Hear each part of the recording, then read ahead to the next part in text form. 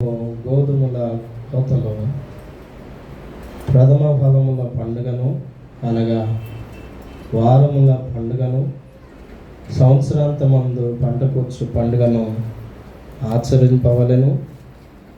సంవత్సరములకు ముమ్మారు నీ పురుషులందరూ ప్రభువును ఇశ్రాయేలీల దేవుడినైన యెహోవా సన్నిధిని కనబడవలెను. ప్రార్థించుదాం. పరిశుద్ధులను ప్రేమ కలిగిన మా ప్రియ పరలోక తండ్రి, మహోన్నతుడు అయిన మా దేవ, నీ నామం మేము స్తుతించి ఘనపరిచాము, కీర్తనలు పాడి ఉన్నాము, ఆరాధించి ఉన్నాము. నీకు వేరుగా మేము ఆరాధన చేసి ఉంటే ప్రభా మమ్మల్ని సరిచేయండి. అది నీకు ఇష్టమైనది. నీవు మహిమ ఘనత ప్రభావం పొందండి ప్రభా. ఈ కోత పండుగ నాడు ఈ వాక్యమును ధ్యానిస్తుండగా ఈ వాక్యము మా హృదయములందు బలపడుతూ చేయమని యేసుక్రీస్తు నామంలో వేడుకొని ప్రార్థిస్తున్నాము తండ్రి, ఆమేన్. క్రీస్తు యేసునందు ప్రియమైన వాళ్ళరా, మన ప్రభువును రక్షకుడైన యేసుక్రీస్తు నామంలో మీ అందరికీ శుభాభివందనాలు తెలియజేస్తూ వాక్యదానంలోకి మిమ్మల్ని ప్రేమతో ఆహ్వానిస్తున్నాను.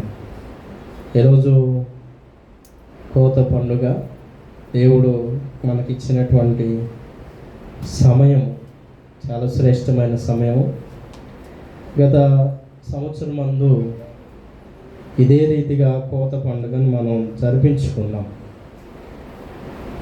దానిలో సెలబ్రేషన్ అనేటువంటి ఒక అంశాన్ని నేను మీ మధ్య ధ్యానం చేశాను. మనం చేసుకునేటువంటి సెలబ్రేషన్స్ ఎదుటివారికి ఇచ్చే విధంగా ఉండాలని, సహాయంగా ఉండాలని, అలాగే ఆదుకునే విధానంగా ఉండాలని గత సంవత్సరము కోత పండుగ రోజు ధ్యానం చేసిన వాక్యం. ఈరోజు మరి కోత పండుగ రోజు మరొక విధానంలో దేవుని వాక్యాన్ని మనము ధ్యానం చేసుకుందాం. ఇశ్రాయేలీలు పండకాలము సమీపించినప్పుడు పస్కా అయిన తర్వాత 50 దినములకు జరుపుకునేటువంటి పండుగ చాలా ప్రాముఖ్యమైనటువంటి పండుగ. ఈ పండుగకి అక్కడనే చాలా పేర్లు పెట్టారు. 22వ వచనంలోనే మనం చూస్తాము. ఇది ప్రథమ ఫలముల పండుగని, వారముల పండుగని, సంవత్సరముల కోత పండుగని, ఎన్ని రకాల పేరులు ఈ పండుగకి మనం చూస్తాం. దీని గురించి ద్వితీయోపదేశకాండం 16వ అధ్యాయంలో స్పష్టంగా చెప్పబడింది. అలాగే లేవియాకాండము 23వ అధ్యాయంలో చాలా స్పష్టంగా ఉంది. అలాగే నిర్గమకాండం 34వ అధ్యాయంలో ఈ పండుగ గురించినటువంటి ఆచారము చాలా వివరణాత్మకంగా ఉంది. అయితే దీనిలో ప్రాముఖ్యమైనది సంఖ్య 50. దాన్ని పెంతెకోస్త్ అనేటువంటి విధానంలో పిలిచారు. పెంట అనగా 50. పెంతెకోస్త్ యేసుక్రీస్తు ప్రభువారు పునరుద్ధానం చెందిన తర్వాత మరి సంఘం మీదకి, ఆదిమ సంఘం మీదకి అందరూ ఒక చోట కూడి ఉండగా 50వ దినము నాడు ప్రజలందరి మీదకి పరిశుద్ధాత్మ వచ్చినటువంటి రోజు దాన్ని పెంతెకోస్తు పండుగ అని పిలిచారు. అలాగే ఇశ్రాయేలీలు ఐగుప్తు దేశము దాటిన తర్వాత దరిదాపుగా 50 దినములకు, అంటే 3వ నెల ప్రారంభానికి మోషేకు దేవుడు ధర్మశాస్త్రం, మోషే ద్వారా దేవుడు ధర్మశాస్త్రం ఇచ్చిన దినములు మనకు గుర్తు చేస్తాయి. అక్కడ కూడా పెంతెకోస్తు కనపడుతుంది. అలాగే ఈ కోత పండుగ కూడా మూలమైనటువంటిది ఆ సంఖ్యనే. పెంతెకోస్త్ అనేటువంటి పండుగను మనము దీనిలో జ్ఞాపకం చేసుకోవచ్చు. అంటే ఇది పెంతెకోస్తు పండుగ, ఇది వారముల పండుగ, ఇది కోత పండుగ, ఇది ప్రథమ ఫలముల పండుగ అని కూడా మనం స్పష్టంగా దేవుని వాక్యాన్ని బట్టి జ్ఞాపకం చేసుకుంటాం. అయితే ఈ ప్రథమ ఫలముల పండుగ నేను ఆ మాటను తీసుకొని ధ్యానం చేయాలని ఆశపడుతున్నాను. 22వ వచనంలో ప్రథమ ఫలముల పండుగను మీరు ఆచరించండి. భౌతికంగా దేవుడు ఇశ్రాయేలీయులను ఎన్నుకున్నాడు. వారిని ఎన్నుకొని వారి ద్వారా తన చిత్తాన్ని భూమి మీద చాలా స్పష్టంగా నెరవేర్చాడు. అయితే ఇశ్రాయేలీయులకు ప్రభువు చెప్పినటువంటి మాట, ఏదేని మీ జీవితంలో పశువుల్లో కానీ పక్షుల్లో కానీ లేకపోతే మీ సంతానంలో కానీ ఏదైనా ప్రథమ ఫలమైనది అది నాది, అది నాకు తీసుకురండి అని ప్రభు అయిన దేవుడు యెహోవా దేవుడు చాలా స్పష్టంగా జ్ఞాపకం చేశాడు. లేవ్యాకాండము 23వ అధ్యాయము 10వ వచనాన్ని మనం ఒకసారి చదువుదాము. లేవ్యాకాండము 23వ అధ్యాయము 10వ వచనం. నీవు ఇశ్రాయేలీయులతో ఇట్లనుము, నేను మీకు ఇచ్చుచున్న దేశమునకు మీరు వచ్చి దాని పంటను కోయినప్పుడు మీ మొదటి పంటలో ఒక పనను యాజకుని యొద్దకు ఏది తేవాలి? పంటలో ఏది? మొదటి పంటలో కొడవలు పెట్టి కోసినప్పుడు మొదటిగా తీసినటువంటి పన అది దేవునిది అని దేవుని ఆలయంలో యాజకుని యొద్దకు తీసుకువచ్చి దేవాలయంలో దాన్ని అర్పణగా ఇవ్వాలి. ప్రథమ ఫలమైనటువంటి పంటను ఇవ్వాలని దేవుడు జ్ఞాపకం చేస్తున్నాడు. మా చిన్నప్పుడు మా నాన్న పొలంలో పని చేసేటువంటి వాడు, కౌలుకి పని చేసేవాడు. కౌలుకి అంటే దాదాపుగా 70-80 ఎకరాలకి కాపలా కాసేటువంటి వాడు. అంటే ప్రతి పంటలో నుంచి కాపలా కాసేటువంటి వారికి కొంత ధాన్యం ఇచ్చేటువంటి వారు. అంటే ఆయనకే ఒక ఎకరం పండించుకునేటువంటి భూస్వామి యజమానుడు ఈయనకే కొంత పెడతారు. మా నాన్న వాటిల్లో ఒక ధాన్యం బస్తా నిండుగా తీసుకొచ్చి దేవాలయం తీసుకొచ్చాడు. అప్పుడు నాకు అర్థమైంది కాదు, ఎందుకు నాన్న నీవే ఇంకొకరి దగ్గర తీసుకున్నావు, నువ్వు దేవుని ఆలయానికి ఎందుకు వెళ్తున్నావు అని అడిగితే, అంటే మా నాన్నకు కూడా తెలియదు, మా అమ్మ బలవంతం చేసేది ఫస్ట్ది దేవునికి.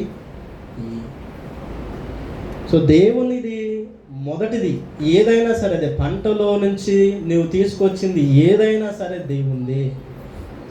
ఇదే కాదు, ఇంకా ద్వితీయోపదేశకాండం చాలా వివరణంగా తెలియజేస్తారు. ద్వితీయోపదేశకాండము 26వ అధ్యాయము 2వ వచనాన్ని ఒకసారి చదువుకుందాం. ద్వితీయోపదేశకాండం 26వ అధ్యాయము 2వ వచనం.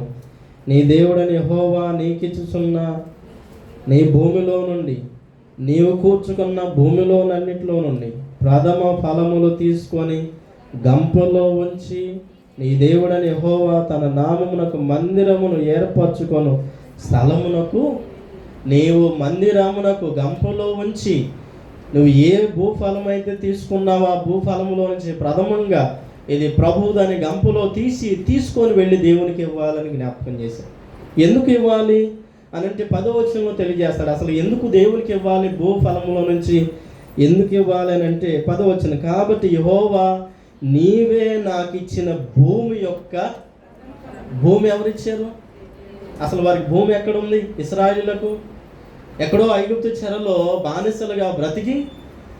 బానిసలుగా జీవించి వారికంటూ సొంత స్థలము నివాసము లేని గుడారాల జీవితం జీవించేటువంటి వారు ఇశ్రాయేలీయులు. వారి పితరులైన అబ్రహాము అదే జీవితం, వారి పితరులైన యాకోబు ఇస్సాకులు అదే జీవితం, అలాగే వారి గోత్రముల పెద్దల జీవితాలు కూడా అవే. అలాంటి వారికి స్థలము లేనటువంటి వారికి, భూమి లేనటువంటి వారికి దేవుడు ఉచితముగా ఒక జనాంగమును వెళ్ళగొట్టి వారికి స్వాస్థ్యంగా ఒక భూమిని వారికి ఇచ్చాడు. ఈ భూమి దేవుడు ఇచ్చింది. ఎందుకు దేవునికి ఇవ్వాలి? ప్రథమ ఫలం అంటే ఇది దేవుడిచ్చిన భూమే. ఈ భూమిలో నేను బ్రతుకుతున్నానంటే ఇది దేవుడిచ్చిన భూమే. కాబట్టి దీనిలో నుంచి దేవునికి తీసుకురావాల్సిన ప్రథమ ఫలమును దేవుని 10వ వచనం. కాబట్టి యెహోవా నీవే నాకు ఇచ్చిన భూమి యొక్క ప్రథమ ఫలమును నేను తెచ్చి ఉన్నానని నీ దేవుడైన యెహోవా సన్నిధిని చెప్పాలి. నీ దేవుడైన యెహోవా సన్నిధిని చాలా స్పష్టంగా చెప్పాలి. దేవా, ఇది నువ్వు నాకు ఇచ్చిన భూమిలోది. ఎందుకు మన దగ్గర ఇప్పుడు ప్రస్తుతం వ్యవసాయం చేసేవాళ్ళు ఎవరు లేరు? ఉన్నామా? బహుశా ఎక్కడ సంగమం ఉన్నారేమో నాకు తెలియదు. అందరూ జాబ్స్ చేసుకునేటువంటి. మరి మనం ఏమి ఇవ్వాలి? భూమి ఉన్నవాడు పంటలో నుంచి ఇస్తాడు. మరి భూమి వ్యవసాయం మీద ఆధారపడకుండా ఉద్యోగం మీద ఆధారపడిన వారు ఏం చేయాలి? దానికి సామెతల గ్రంథంలో చాలా స్పష్టంగా జ్ఞాపకం చేశాడు. 3వ అధ్యాయము 9వ వచనంలో దేవుని వాక్యం జ్ఞాపకం చేస్తుంది. సామెతల గ్రంథము 3వ అధ్యాయము 9వ వచనం, నీ రాబడి అంతటిలో ప్రథమ ఫలమును నీ ఆస్తిలో భాగమిచ్చి యెహోవాను ఘనపరచుము. భూమి ఉన్నటువంటి వారు, వ్యవసాయం చేసేటువంటి వారు, దానిలో నుంచి వచ్చినటువంటి ప్రథమ ఫలమును దేవునికి ఇస్తుంటే, మిగిలినటువంటి ఆయా వృత్తులు చేసేటువంటి వారు, చేతి వృత్తులేమి, ఉద్యోగ వ్యాపారులేమి, ఎవరు ఏది చేసినప్పటికీ తమ రాబడి అంతటిలో 10వ వంతు ప్రభువునదే. ఇంకేమంటున్నాడు? నీ ఆస్తి అంతట్లో భాగమిచ్చి యెహోవాను ఘనపరచుము. అప్పుడు నీ కొట్లలో ధాన్యము సమృద్ధిగా, నీ గానుల్లో నుండి క్రొత్త ద్రాక్షరసం పైకి పొరిలి పారు. వ్యవసాయం చేసేవాడు తన భూమిలో నుంచి తీసుకొచ్చేస్తాడు. వ్యాపారం చేసేవారు తన లాభంలో నుంచి తీసుకొచ్చేవాళ్ళు. అలాగే ఉద్యోగ వ్యాపారాలు చేసినటువంటి వారు తమ రాబడిలో నుంచి దేవునికి ప్రథమ ఫలంగా ఇది దేవునిది అని ఇవ్వగలగాలి. ఇదే కాదండి, నెహెమ్యా గ్రంథంలో మరొక మాటను జ్ఞాపకం చేశాడు. 10వ అధ్యాయము 36వ వచనాన్ని చదువుదాం. నెహెమ్యా గ్రంథము 10వ అధ్యాయము 36వ వచనం, మా కుమారుల్లో జ్యేష్ఠ పుత్రులు మా పశువుల్లో తొలుచులను ధర్మశాస్త్ర గ్రంథమందు రాయబడినట్టు మా మందల్లో తొలుచులను మన దేవుని మందిరంలో సేవ చేయు యాజకుల యొద్దకు మేము తీసుకొని వచ్చినట్లుగా నిర్ణయించుకుంటుంది. ఏమేమి తీసుకొస్తున్నారంట? సంతానంలో మొదటిది ప్రథమ సంతానం, ఆ తర్వాత పశువుల్లో తొలుచులు, ధర్మశాస్త్ర గ్రంథమందు రాయబడినట్టు మా మందంలో తొలుచులను మన దేవుని మందిరంలో సేవ చేయు యాజకుల యొద్దకు తీసుకొచ్చారు. అంటే మన సంతానంలో నుంచి కూడా దేవునికి ప్రథమ ఫలం ఇవ్వాలి. అలా ఎంతమంది ఇవ్వగలుగుతాం తెలియదు, కానీ తప్పకుండా ప్రతి కుటుంబంలో నుంచి ఇది దేవునిది. అది కుమార్తె కానీ పాత నిబంధన కాలంలో మరి పురుషులని చెప్పారు పితృస్వామ్య వ్యవస్థలు, కానీ కొత్త నిబంధనకు వచ్చేలేక ప్రభు దానిని సరిచేసి స్త్రీ పురుషులు ఇరువురు దేవుని సృష్టిలో భాగమే కాబట్టి, దేవుని సృష్టిలోని వారే కాబట్టి, అది స్త్రీయే కానీ పురుషుడే కానీ నీ సంతానంలో మొదటిది తప్పకుండా దేవునికి ఇవ్వగలగాలి. దేవునికి ఇవ్వటం అంటే చాలా తేలికైన అంశమే కాదు. దేవునికి ఇవ్వటం అంటే పుట్టింది ఈ రోజుల్లో 2 ముద్దు 3 వద్దు కదా, 1 అంతేనా, 2 హద్దు 3 వద్దు. ఇంకా ఎక్కువ మంది అయితే ప్రభుత్వం వద్దు అంటుంది. ఏదేమైనప్పటికీ ఇద్దరిని కంటున్నా, ఇద్దరిలో ఒకరిని చేస్తే ఒకరిని మరి మన పోషణ కొరకే, మన అవసరతల కొరకు ఒకరిని ఎట్లా అని భావించి మనము ఇద్దరిని మన జీవితాలకు అనుకూలంగా వారిని పెంచుతున్నాం. నిజమే, కానీ నీకు ఇచ్చిన సంతానం దేవుడు కదా. గర్భఫలము యెహోవా ఇచ్చు, మరి అది ఎవరిది? భూమిని పండించుకున్నవాడు భూమిలో నుంచి తెచ్చేయమన్నాడు. ప్రభువా, ఈ భూమి నీవు నాకు ఇచ్చింది కాబట్టి అందుట్లో నుంచి వచ్చిన పంట నీది. తర్వాత రాబడి, వ్యాపారం, ఉద్యోగాలు చేస్తున్నటువంటి వారు ఏం చేస్తున్నారు? ప్రభువా, ఈ ఉద్యోగ వ్యాపారం నీ వల్లనే నేను సంపాదించుకొని అనుభవిస్తున్నాను కాబట్టి దీనిలో నుంచి వచ్చిన రాబడి నీది అని ఇస్తున్నాం. మరి గర్భఫలము ఎవరిది? అందరూ చెప్పండి దయచేసి, ఎవరిచ్చారు? మరి యెహోవాకి నీవేమి ఇస్తున్నావు? పాట ఏడాదితో కదా, గర్భఫలాన్ని ఇచ్చేదా, నా జ్యేష్ఠ కుమారుని ఇచ్చేదా, జ్యేష్ఠ పుత్రునికి ఇచ్చేదన్నమాట. పాట పాడటం సులువే, కానీ అది కార్య ఆచరణలోకి రావటం బహు కష్టమే. కనుక ప్రథమ ఫలము ఏదైనా కూడా అది దేవునిదని దేవుని వాక్యము చాలా స్పష్టంగా జ్ఞాపకం చేస్తుంది. ఇదంతా భౌతికపరమైనటువంటి అంశాలు. అది పశువే కానీ, అది మనిషే కానీ, అది పంటే కానీ, అది ఏదైనా వస్తువే కానీ, రాబడి సంబంధమైనది ప్రతీది దేవునిదే. భౌతికంగా మనం ఇవ్వగలిగినంత దేవునికి ఇస్తున్నాం, చేయగలిగినంత దేవుని చేస్తున్నాం. అయితే క్రొత్త నిబంధన కాలానికి వచ్చేలేకే ఈ బాహ్య సంబంధమైనటువంటి ప్రథమ ఫలాలను మరి వాటిని మాట్లాడుతూనే ఆత్మ సంబంధమైన ప్రథమ ఫలాల గురించి క్రొత్త నిబంధన మాట్లాడతాం. ఇది చాలా ప్రాముఖ్యమైన. ఏంటి ఆత్మ సంబంధమైన ప్రథమ ఫలాలు? భౌతికంగా ఇదిగో ఈ వస్తువులు తెచ్చాము, భౌతికంగా కొన్ని పదార్థాలు తీసుకొచ్చాము, భౌతికంగా కానుకను తీసుకొచ్చాము, భౌతికంగా మరి మీకా కాలంలో ప్రజలు అనుకున్నారంటే, ప్రభా భౌతికంగా మా జీవితాల్లో నుంచి నీకేమి ఇవ్వగలుగుతాం? ఒక గర్భఫలాన్ని ఇచ్చామా? తీసుకో. లేకపోతే ఏడాది దూడలను ఇచ్చామా? తీసుకో. వేలాది నదులంతా విస్తారమైన తైలం ఇచ్చామా? తీసుకో. ఏం కావాలో భౌతికంగా అది ఇచ్చేస్తాము అని అంటే, దేవుడు మీకా ప్రవక్త ద్వారా జ్ఞాపకం చేశాడు, మనుషుడా ఏది ఉత్తమమో ఆలోచించు. దేవునికి ఉత్తమమైనది ఏంటి అని అంటే ఆత్మ ప్రథమ ఫలం అని దేవుని వాక్యము మనకి జ్ఞాపకం చేస్తుంది. యాకోబు పత్రిక 1వ అధ్యాయము 18వ వచనాన్ని చదువుకుందాం. యాకోబు పత్రిక 1వ అధ్యాయము 18వ వచనం. ఆయన తాను సృష్టించిన వాటిలో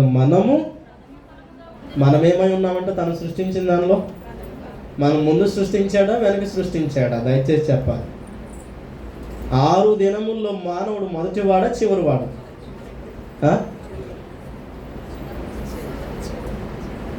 మొదటివాడా చివరివాడా?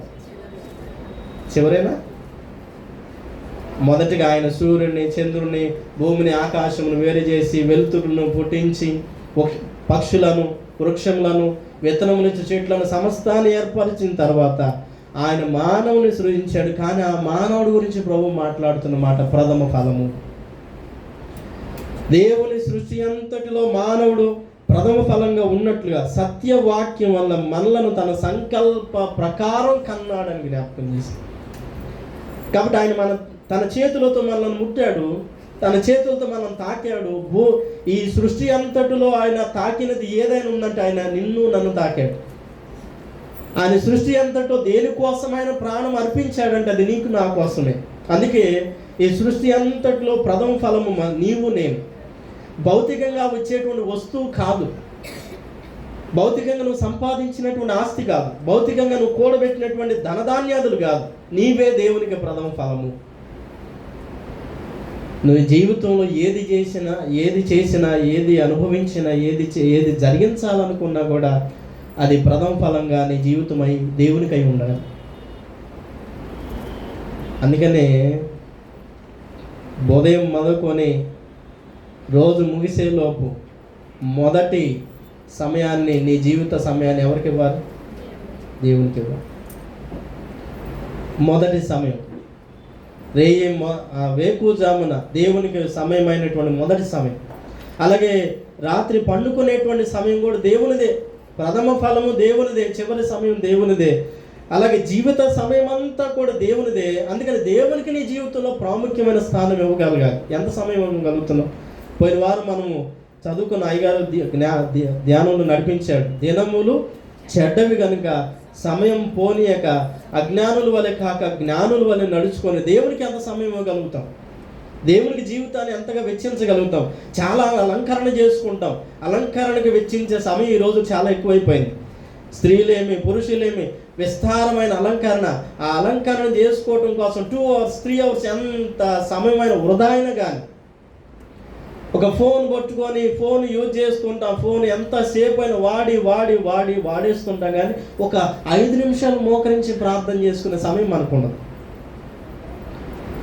ఉదయాన్నే లేచి చాలా రకములైన పనులు కల్పించుకుంటాము, కానీ ఒక 5 నిమిషాలు బైబిల్ వాక్యం చదివే సమయం మనకు. జీవితంలో సమయాన్ని దేవుడికి ఎంతవరకు ఇవ్వగలరు? దినముల్లో చాలా చెడ్డమైనది. దినం చెడ్డది, కానీ చెడు రోజుల్లో, చెడు పరిస్థితుల్లో మనం అట్టి దినాల్లో ఈ సమయాన్ని దేవుడికి ఎంత ఇవ్వాలి? దేవుడికి ఎంత కేటాయించగలగాలి? సామెతల గ్రంథం 30వ అధ్యాయంలో 4 రకాలైన తరాలు చెప్పారు. కన్నులు నెత్తికి వచ్చినటువంటి తరము, అలాగే మాలిన్యం కడగబడినటువంటి తరము, తల్లిదండ్రులను దూషించేటువంటి తరము, పళ్ళేమో ఖడ్గం లాంటి కత్తులు వంటి పళ్ళు కలిగినటువంటి తరం. ఈ 4 రకాలైన తరములు అంటే సమాజం చాలా పాడైపోయినటువంటి కాలమందు మనం ఉన్నాము. ఇలాంటి కాలమందు సమయాన్ని దేవుడికి ఎంత ఇవ్వగలుగుతాం? ఉదయం నుంచి సాయంత్రం వరకు ఒకసారి మనం పరిశీలన చేస్తున్నాం. ఈ సమయాన్ని దేవుడికి ఎంత ఇచ్చాము? ఎంత కేటాయించాము? ఒక 5 minutes, ఒక 10 minutes, లేకపోతే ఒక హాఫ్ అన్ అవర్, ఒక 1 hour దేవునికి ఏమైనా కేటాయించగలం? ఒక రోజు అంతట్లో 24 hours కనీసం మనం ఎంత కేటాయించాలి? దయచేసి చెప్పండి, ఎంత? ప్రథమ ఫలం అంటే ఎంత ఇవ్వాలి? దానిలో కనీసం 24 minutes అన్నా కూడా దేవునికి మనం ఇవ్వగలగాలి. ఒక భాగమైన దేవునికి కేటాయించగలగాలి. జీవితంలో దేవుడు ఏర్పాటు చేసిన సృష్టిలో నీ జీవితం ప్రథమ ఫలం, నా జీవితం ఒక ప్రథమ ఫలం. అలాంటి ప్రథమ ఫలమైన జీవితాన్ని దేవునికి మనం ఇవ్వలేకపోతున్నాం. రోమపత్రికలో పౌలు ఒక మాట చాలా చక్కగా ఉపయోగించాడు. రోమపత్రిక 8వ అధ్యాయము 23వ వచనంలో ఇంకొక అడుగు ముందుకు వేసి పౌలు చాలా చక్కటి మాటను జ్ఞాపకం చేస్తున్నాడు. 8వ అధ్యాయము 23వ వచనం, అంతేకాదు ఆత్మ యొక్క ప్రథమ ఫలముల నొందిన మనము కూడా దత్తపుత్రత్వం కొరకు, అనగా మన దేహము యొక్క విమోచన కొరకు కనిపెట్టచ్చు మనలో మనము మూలుగుచున్న. ఎందుకు మూలుగుచున్నారు అంట విశ్వాసులు, విశ్వాస సమూహం అంతా కూడా ఎందుకు ఎంతగానో మూలుగుతున్నారంట అంటే ఆత్మ యొక్క ప్రథమ ఫలం కొరకు, దేవుడిచ్చినటువంటి విమోచన పూర్తిగా అనుభవించడం కొరకై ఆత్మ ఫలమై ఉండాలని విశ్వాసుల సమూహం అంతా కూడా దీనికోసం ఎదురు చూస్తున్నారండి. ఆత్మ నిజంగా అద్భుత రీతి అయినటువంటి ఫలములు ఫలించాల్సిన ఆవశ్యకత ఉంది. అందుకనే మనకి గలతీ పత్రిక 5వ అధ్యాయంలో జ్ఞాపకం చేస్తారు, ఆత్మ ఫలము ఏమనగా. ఈరోజు ఎఫెసీ పత్రిక కూడా చదువుకున్నాం, విశ్వాస ఫలములు కూడా చెప్పారు కదా. ఏ ఆయుధాలు మనం ధరించుకోవాలి? విశ్వాసమును డాలు, సర్వాంగ కవచాన్ని, అలాగే సిద్ధ మనసును జోళ్లను ధరించుకొని ప్రభు రాకడ కొరకు సంఘము సిద్ధపడి దుష్టుని అగ్నిబాణములన్నిటిని ఆర్పి ఆత్మను చాలా భద్రంగా కాపాడుకోవాలని ఎఫెసీ పత్రికలు మనం చదువుకున్నాం కదా. ఎఫెసీ పత్రిక 6వ అధ్యాయము 10వ వచనం నుంచి ఒకసారి చదువుదాం. తుదకు ప్రభు యొక్క మహాశక్తిని బట్టి ఆయన యందు బలవంతులై ఉండుడి, మీరు అపవాది తంత్రములను ఎదిరించుటకు శక్తిమంతులగునట్లు దేవుడిచ్చు సర్వాంగ కవచమును ధరించుకొనుడి. ఏలయనగా మనం పోరాడున్నది శరీరులతో కాదు కానీ ప్రధానులతోనూ అధికారులతోనూ ప్రస్తుత అంధకార సంబంధములకు లోకనాథులతో ఆకాశ మండలమందున్న దురాత్మల సమూహంతో పోరాడుతున్నాం. కాబట్టి మన ఆత్మను ప్రథమ ఫలంగా దేవునికి ఇవ్వటానికి సరి అయిన పోరాటం, విశ్వాసమును డాలును ధరించుకొని నీ ఆత్మ ఫలములు దేవుడు చాలా స్పష్టంగా తేటతెల్లంగా చూచున్నట్లుగా దేవునికి ఇవ్వగలగాలి. దేవుడు మానవులో చూసేది ఇదే. మానవులు చాలా శ్రేష్టమైన ఫలములు కోరుతున్నాడు. ఆయన నాటినప్పుడు విత్తనం బాగుంది, కంచె బాగుంది, పొలము బాగుంది, అలాగే బురుజు కట్టి ఉంచాడు, అన్నీ చాలా బాగుగా చేసి ఉంచాడు. కానీ పంట వచ్చేలేకి ఏం కాసిందంట? యెషయా గ్రంథం 5వ అధ్యాయంలో చెప్తాడు, కారు ద్రాక్ష. నాటిన చెట్టు బాగుంది, విత్తనం బాగానే ఉంది, భూమి బాగుంది, సారం బాగుంది, నీరు బాగుంది, అన్ని దున్నిచ్చి యజమానుడు సమస్తాన్ని సిద్ధపరిస్తే మానవ జీవితంలో దేవుడికి ఇచ్చిన ప్రథమ ఫలం ఏంటి అంటే కారు ద్రాక్షలు. అంటే నీ జీవితం దేవునికి ప్రథమ ఫలంగా ఏమవుతుంది? నా జీవితం చేదుగా మారుతుంది. దేవుడు తీసుకోలేని చేదు, దేవుడు సంతోషించలేనంత చేదు ఫలాలు మన జీవితాలను చేస్తుంది.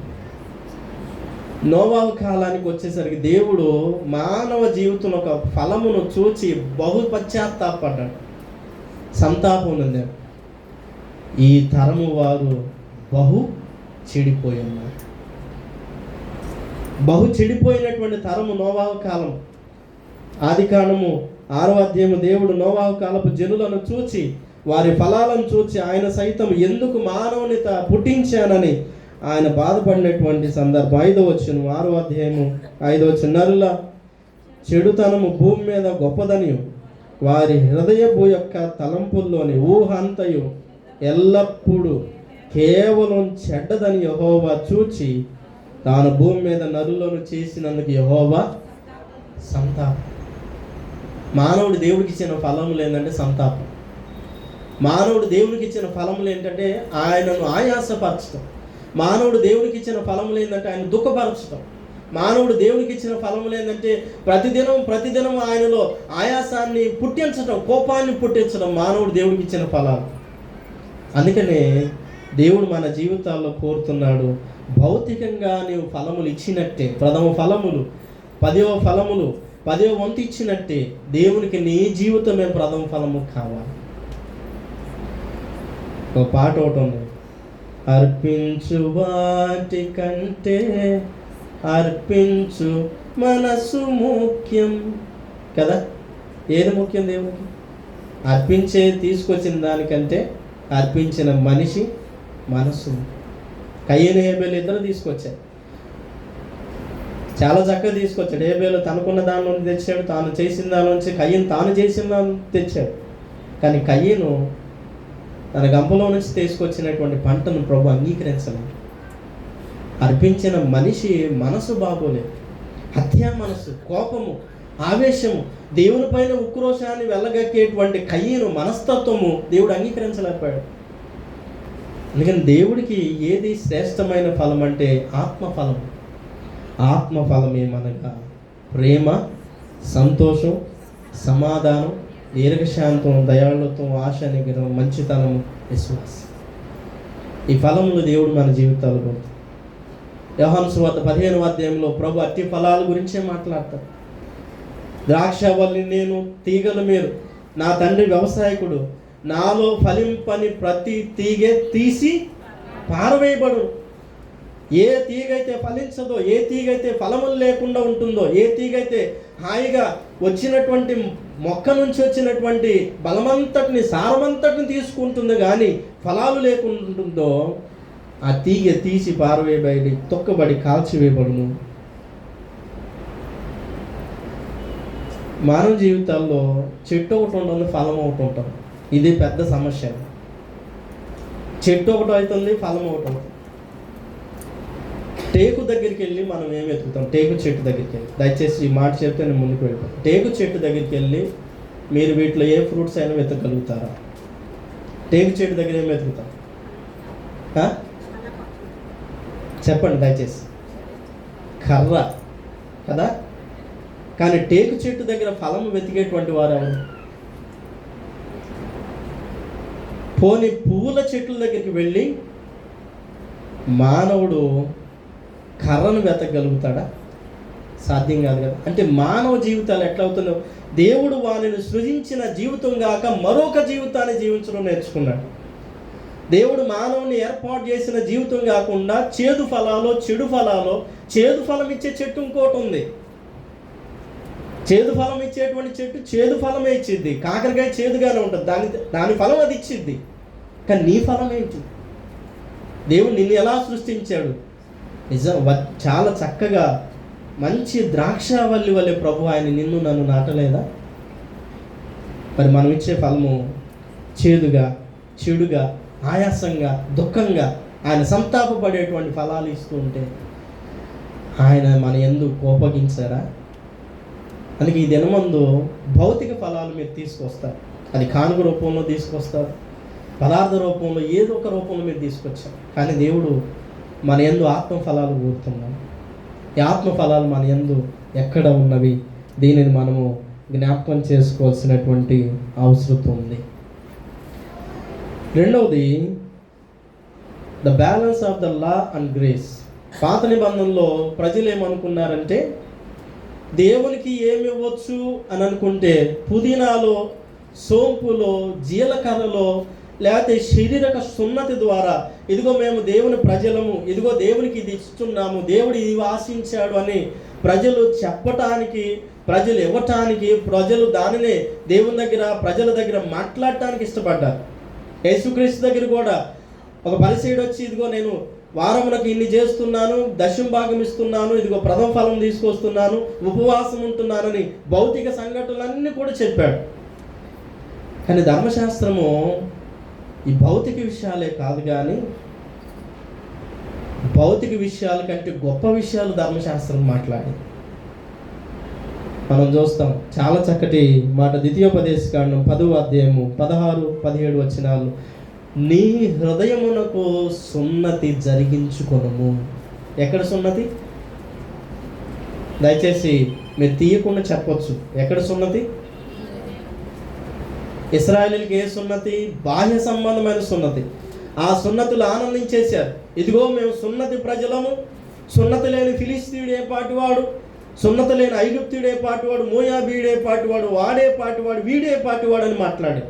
నిజమే, భౌతికంగా శరీరక సున్నతి కలిగినటువంటి ఈ ప్రజలు హృదయ సున్నతి కోల్పోతే ప్రభు దానిని జ్ఞాపకం చేసుకున్నాడు. చూడండి, ద్వితీయోపదేశకాండం 10వ అధ్యాయం 16-17 వచనాలు. కాబట్టి మీరు సున్నతి లేని మీ హృదయములకు సున్నతి చేసుకొని ముష్కరులు కాకుండుడి. ఏలయనగా నీ దేవుడని యెహోవా పరమదేవుడును పరమ ప్రభుడునై ఉన్నాడు. ఆయన మహాదేవుడు, పరాక్రమవంతుడు, భయంకరమైన దేవుడు. ఆయన నరుల ముఖమును లక్ష్య పెట్టని వాడు, లంచము పుచ్చుకొనని వాడు. ఆయన మానవుల బాహ్య స్థితిని కాదు, అంతరంగికంగా ఉన్నటువంటి స్థితిని లెక్కిస్తున్న ధర్మశాస్త్రాన్ని బాహ్య రీతిలో ప్రజలు చూడటం ప్రారంభం చేశారు. అందుకనే దేవుడు అంతరంగ స్థితిలో ప్రజలకు చూపించడం ప్రారంభం చేశాడు. హృదయ సున్నతి. ఎప్పుడైతే నీ హృదయం సున్నతి చేయబడుతుందో అప్పుడు తప్పకుండా దేవుడికి నీవు అర్పణ చేసినట్టే, నీ హృదయార్పణ చేసినట్టే. యోవేలు గ్రంథంలో మంచి మాట, వస్త్రములను కాదు కానీ మీ హృదయములను చింపుకోండి. ఆనాడు ఇశ్రాయేలీయులు ఉపవాసం బోరలు ఊదించేసి, పెద్దగా ఊదించి మార్కెట్ ప్లేస్లోకి వెళ్ళి, వీధుల సందుల్లోకి వెళ్ళి చక్కగా వస్త్రాలు చింపుకునేటువంటి వారంటే, ఇదిగో మేము ఉపవాసం ఉంటున్నాం, ఫాస్టింగ్ చేస్తున్నాం, చూడండి మా జుట్టు చింపిరైపోయింది, మా వస్త్రాలు చినిగిపోయినాయి, ఇదిగో మా ముఖం వికారంగా ఉంది, మేము ఎంత చండాలం కనిపిస్తున్నాం చూడండి ఉపవాసం కోసం అని అంటే, ప్రభు అంటున్నాడు, వస్త్రాలు చింపుకొని ప్రయోజనం లేదు, జుట్టు చింపిరి చేసుకొని ప్రయోజనం లేదు, నీ హృదయమును చింపు. మానవుడు దేవునికి ఏమి ఇవ్వాలి అది మర్చిపోతున్నాడు. మానవుడు దేవుడికి ఏం కావాలో అది ఇవ్వటం మర్చిపోయాడు. అది ఇవ్వలేనటువంటి స్థితికి వెళ్ళిపోయాడు. అందుకనే హృదయాన్ని నీవు చించుకోగలిగితే, హృదయాన్ని దేవునికి అర్పణ ఇవ్వాలి. అంటే ఏంటి చింపుకోవటం అంటే? పశ్చాత్తాపం. 51వ కీర్తనలో దావీదు రాసుకున్న మాటలన్నీ దానికి సంబంధించినవి. 51వ కీర్తనలో దావీదు ఇవన్నీ కూడా హృదయానికి సంబంధించిన అంశాలు రాసుకుంటారు. ప్రభువా నీకు ఇష్టమైన బలి ఏమిటి అంటే, విరిగి నలిగిన మనసే దేవునికి ఇష్టమైన బలి. ఇది మర్చిపోయాం. ధర్మశాస్త్రంలో కేవలం బాహ్యంగా తిండి, ఉపవాసం, వస్త్రాలు, పుదీనా, సోంపు, జీలకర్ర ఇవి మాత్రమే చూచినటువంటి ప్రజలకు దేవుడు హృదయ సున్నతిని, హృదయ పశ్చాత్తాపాన్ని, హృదయ అర్పణను ప్రభు జ్ఞాపకం చేస్తున్నాడు. ఇదే కాకుండా ధర్మశాస్త్రము ఇంకొక రీతి అయినటువంటి కృపను కూడా చూపిస్తుంది. ద్వితీయోపదేశకాండం 16వ అధ్యాయంలో ఆ వాక్యం మనం చదువుతాం. 11వ వచనాన్ని చదువుకుందాం. 16వ అధ్యాయము 11వ వచనం. అప్పుడు నీవును నీ కుమారులను నీ కుమార్తెయు నీ దాసుని నీ దాసియును నీ గ్రామంలో ఉన్న లేవీలను నీ మధ్యనున్న పరదేశులను తండ్రులను తల్లిదండ్రులు లేని వారును విధవరాండ్రులను నీ దేవుడిని యెహోవా తన నామమును స్థాపించుటకు ఏర్పరచుకున్న స్థలమున నీ దేవుడిని యెహోవా సన్నిధిని. ఈ పండుగ ఎవరితో జరుపుకోవాలంట? మీరు చదివారు. ఎవరెవరు చెప్పారు? పరదేశులు, విధవరాండ్రు, లేవీలు, తల్లిదండ్రులు లేనటువంటి వారు, అలాగే అనగారిపోయినటువంటి వారు, బేదలైనటువంటి వారితో నువ్వు ఒక పండుగను జరుపుకునేటప్పుడు వారితో పాటు జరుపుకో, వారికి ఇవ్వు, వారికి సహాయం చేయి, వారిని నీలో ఒకరిగా కలుపుకొని అట్లాంటి పండుగను జరిపించుకో. అదే కోత పండుగ, అదే ప్రథమ ఫలం పండుగ, అదే దేవుడికి నువ్వు చేసుకునేటువంటి మహా పండుగ. ఈనాడు పండుగలు మానవ జీవితంలో విలాసం అయిపోయింది. పండుగలు మానవ జీవితాల్లో డబ్బు ఖర్చు ఎక్కువ చేసేస్తున్నాం, బాగా ఖర్చు చేస్తున్నాం. భయంకరంగా బాంబులు కాల్చాలి, హడావుడి వస్త్రాలు ధరి, చక్కగా విలాసవంతమైన బట్టలు, చాలా ఖర్చు, అనేకమైన పిండి వంటలు అన్నీ చేసుకుంటున్నాం, బాగానే ఉంది. కానీ ఒక పండుగ, కోత పండుగ, మరి ఏ పండుగ అయినా కూడా నీవు ఇతరులతో కలిసి చేసుకోవాల్సినటువంటిది సహాయము, వారికి తోడ్పాటు, వారిని ఆదరించేదిగా ఉండగలగాలి. అదే కోత పండుగ. సో దేవుని సన్నిధానంలో ఉన్నటువంటి మనము 3 రకాలైనటువంటి పండుగలు జరుపుకోవాలని నేను మీకు జ్ఞాపకం చేశాను. ఒకటి బాహ్య పండుగ, భౌతికంగా దేవుడు నీకు ఇచ్చిన దాని నుంచి తప్పకుండా నువ్వు దేవునికి తీసుకొచ్చి పండుగను జరిగించాలి. రెండో పండుగ ఆత్మ ఫలముల పండుగ. నీవు ఆత్మ దేవునికి అర్పణగా ఇవ్వటం, అది మహాపండుగ అవుతుంది. ఆత్మను దేవునికి దూరంగా చేసి, ఆత్మను ఆర్పివేసి, ఆత్మను పాడు చేసి దానికి ఫలములు లేకుండా చేస్తే అది పండుగ కాదు. ఇవన్నీ తీసుకొచ్చినా కూడా వృధా. మూడోది హృదయము. తోటి మానవుతో కలిసి పని చేయగలగాలి. హృదయం దేవునితో కలిసి ఉండగలగాలి, దేవునితోటి మమేకం అవ్వగలగాలి నీ హృదయము. యెషయా గ్రంథంలో దేవుని వాక్యం జ్ఞాపకం చేసి, ఈ ప్రజలు నా యొద్దకు పెదవులతో వచ్చుచున్నారు కానీ వారి హృదయం నాకెంతో దూరం. మరి హృదయాన్ని ఇంటికాడ మంచి కూర మీదో లేకపోతే ఎవరి మీద తగ్గు మీద పెట్టొచ్చి ఈ పండ్లు ఫలాలు తీసుకొచ్చి ప్రయోజనం ఏంది? ఇక్కడికి వచ్చి కూడా ఎవరి మీద మనకు తగ్గు ఉంటుంది, లోపట రగిలిపోతూ ఉంటాం. మనకి ఎవరైనా నచ్చకపోతే వాళ్ళ పక్కన కూడా కూర్చోం మనం కదా. ఎక్కడికి వచ్చాం మనం? దేవుని సన్నిధి కదా వచ్చింది. మరి ఇక్కడికి వచ్చినప్పుడు నీ హృదయం ఎలా అయిపోయింది అనంటే, తోటి మనిషితో సమాధాన పడలేనటువంటి స్థితిలో దేవుని ఆరాధించడానికి వచ్చేసాం, మనం దేవుని సేవించడానికి వచ్చేసాం. అందుకే మత్తయి సువార్తలో ప్రభు ఈ వాక్యం ఎత్తి, ఇదిగో ఆనాడు యెషయా ప్రవక్త రాసినటువంటి మాట యేసు ప్రభు వారు ఎత్తి దాన్ని తెలియజేస్తూ, ఈ ప్రజలు పెదవులతో నన్ను ఘనపరచుదురు కానీ వారి హృదయము దోపుతోనూ అవివేకంతోనూ చెడుతనంతోనూ నిండి ఉందని జ్ఞాపకం చేశారు. చూడండి, మత్తయి సువార్త 15వ అధ్యాయము 9వ వచనాన్ని ఒకసారి చదువుకుందాం. ఈ ప్రజలు తమ పెదవులతో నన్ను ఘనపరచుదురు కానీ వారి హృదయము నాకు దూరంగా ఉన్నది. మనుషులు కల్పించిన పద్ధతులు దైవోపదేశములని బోధించుచు వారు నన్ను వ్యర్థంగా ఆరాధించున్నారు. ఇంతేకాదు 19వ వచనంలో కూడా ఇంకో మాట చెప్పాడు. దురాలోచనలను, నరహత్యలను, వ్యభిచారములను, వేశ్య గమనములను, దొంగతనములను, అబద్ధ సాక్ష్యములను, దేవదోషములను హృదయంలో నుండే ఇవి మనిషిని అపవిత్రపరచదు కానీ చేతులు కడుక్కొనగా భోజనం చేయటం మనిషిని అపవిత్రపరచదని ప్రభు చెప్పేశాడు. సో ఏది అపవిత్రమైపోయింది మానవ జీవితంలో అంటే హృదయం. ఆ హృదయం మానవుడు దేవునికి పంటగా ఇవ్వలేకపోతున్నాడు. దేవుని కోత కాలమందు, ఆయన పంట కోత కాలమందు, ఆయన రాకడ కాలమందు దేవుడు మానవులో చూచేది ఏది అయినా ఉందంటే ఇదే ప్రథమమైనది. ఆయన మానవుని హృదయం దగ్గరికి వచ్చి తడతాడంట. హృదయం తట్టుచుండగా ఎవడైనా తన స్వరం విని తలుపు తెరిస్తే ఆయన వారితో కూర్చొని భోజనం చేస్తాడు. అదే కదా ప్రకటన గ్రంథం 7 సంఘాలతో ప్రభు చెప్పిన మాట. ఇదిగో నేను తలుపు వద్ద నిలుచొని తట్టుచున్నాను, ఎవడైనా నా స్వరం విని నీళ్ళ తలుపు తీసి నీళ్ళ వానితో నేను. అది దేనికి? భౌతికంగానా? భౌతికంగా భోజనం చేస్తానని ప్రభు చెబుతున్నాడు కాదండి.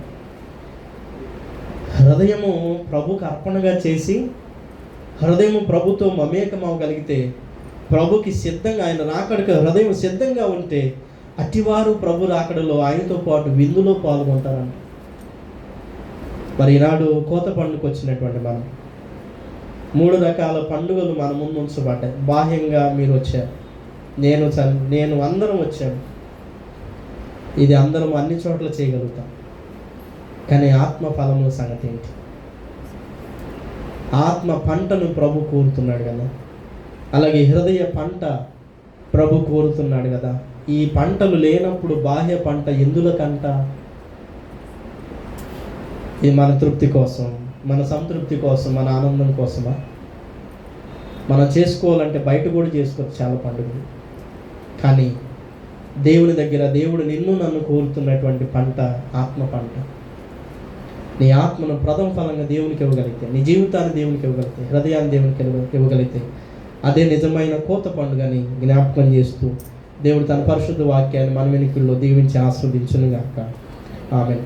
సమస్త జ్ఞానం ఇచ్చిన దేవుని సమాధానం యేసుక్రీస్తు వల్ల మీ హృదయములకు తలంపులకు కావులుండునుగాక. ఆమేన్.